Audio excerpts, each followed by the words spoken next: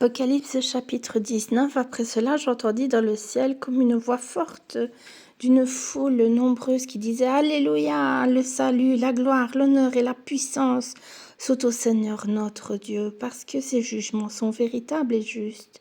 Car il a jugé la grande prostituée qui corrompait la terre par son impudicité, et il a vengé le sang de ses serviteurs en le redemandant de sa main.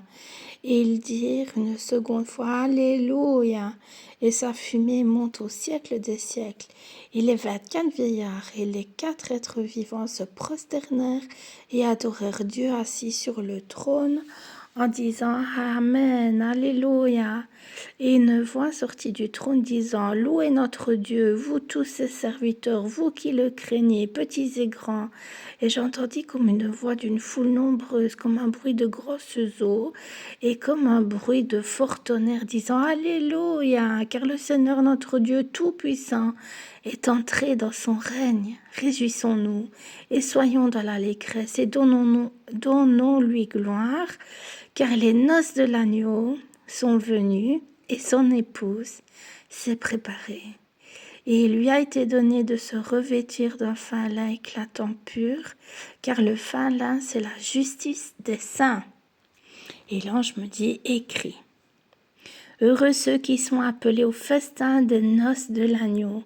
Et il me dit: ces paroles sont les véritables paroles de Dieu. Et je tombais à ses pieds pour l'adorer. Mais il me dit: garde-toi de le faire. Je suis ton compagnon de service et celui de tes frères qui ont le témoignage de Jésus. Adore Dieu, car le témoignage de Jésus est l'esprit de la prophétie. Puis je vis le ciel ouvert et voici parut un cheval blanc. Celui qui le montait s'appelle fidèle et véritable, et il juge et combat avec justice. Ses yeux étaient comme une flamme de feu.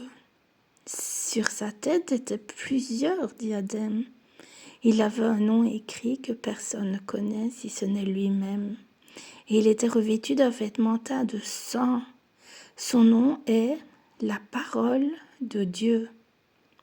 Les armées qui sont dans le ciel le suivaient sur les chevaux blancs, revêtus d'un fin lin blanc pur. De sa bouche sortait une épée aiguë pour frapper les nations. Il les pètera avec une verge de fer. Et il foulera la cuve du vin de l'ardente colère du Dieu Tout-Puissant. Il avait sur son vêtement et sur sa cuisse un nom écrit: Roi des rois et Seigneur des seigneurs. Et je vis un ange qui se tenait dans le soleil.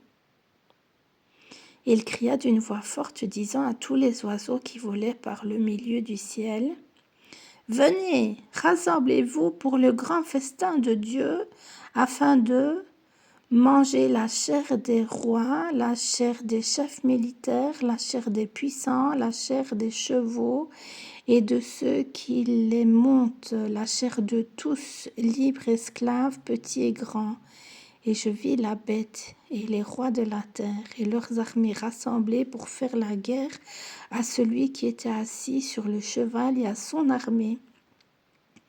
Et la bête fut prise, et avec elle le faux prophète qui avait fait devant elle les prodiges par lesquels il avait séduit ceux qui avaient pris la marque de la bête et adoré son image. Et ils furent tous les deux jetés vivants dans les temps ardents de feu et de soufre, et les autres furent tués par l'épée qui sortait de la bouche de celui qui était assis sur le cheval, et tous les oiseaux se rassasièrent de leur chair.